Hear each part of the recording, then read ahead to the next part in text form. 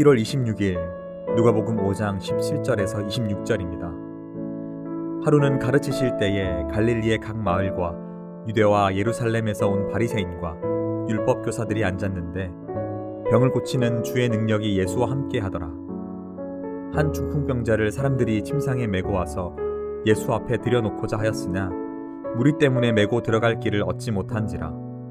지붕에 올라가 기와를 벗기고 병자를 침상째 무리 가운데로 예수 앞에 달아내리니 예수께서 그들의 믿음을 보시고 이르시되 이 사람아 내 죄 사함을 받았느니라 하시니 서기관과 바리새인들이 생각하여 이르되 이 신성모독하는 자가 누구냐 오직 하나님 외에 누가 능히 죄를 사하겠느냐.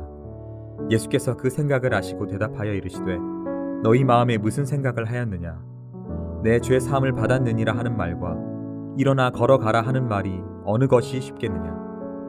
그러나 인자가 땅에서 죄를 사하는 권세가 있는 줄을 너희로 알게 하리라 하시고 중풍병자에게 말씀하시되 내가 내게 이르노니 일어나 내 침상을 가지고 집으로 가라 하시매 그 사람이 그들 앞에서 곧 일어나 그 누웠던 것을 가지고 하나님께 영광을 돌리며 자기 집으로 돌아가니 모든 사람이 놀라 하나님께 영광을 돌리며 심히 두려워하여 이르되 오늘 우리가 놀라운 일을 보았다 하니라.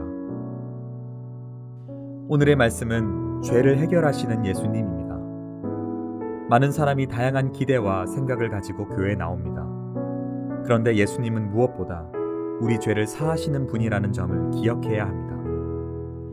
예수님의 명성이 퍼져서 갈릴리뿐만 아니라 유대와 예루살렘에서도 사람들이 찾아왔습니다. 예수님에 대한 종교 지도자들의 감시도 강해져서 동태 파악을 위해 온 서기관과 바리새인들도 있었습니다.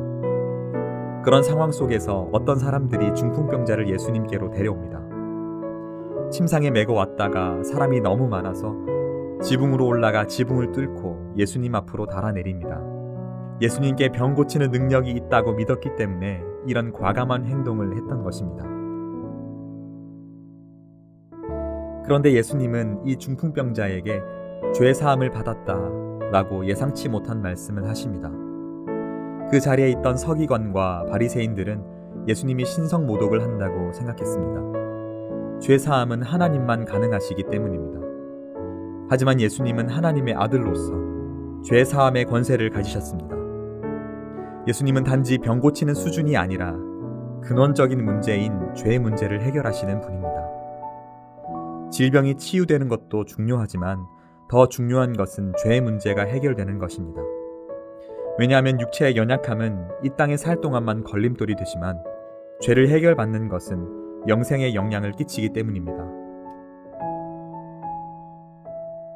예수님은 단지 육체의 질병을 고치려고 이 땅에 오신 분이 아닙니다.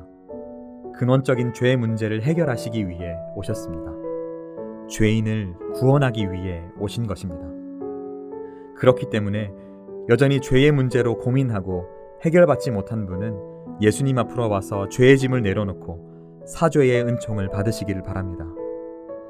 병고침을 받기 위해 나온 자도 뜻하지 않게 죄 문제가 해결되었다면 죄 문제 해결을 위해 믿음으로 나오는 자들을 기꺼이 받아주실 것입니다. 예수님은 이 땅에 누구도 가지지 못한 죄를 사하는 권세를 가지신 하나님입니다. 예수님을 믿어 죄 사함의 은총을 맛보고 죄 용서를 받은 자만이 누리는 하나님 나라를 경험하시기를 바랍니다.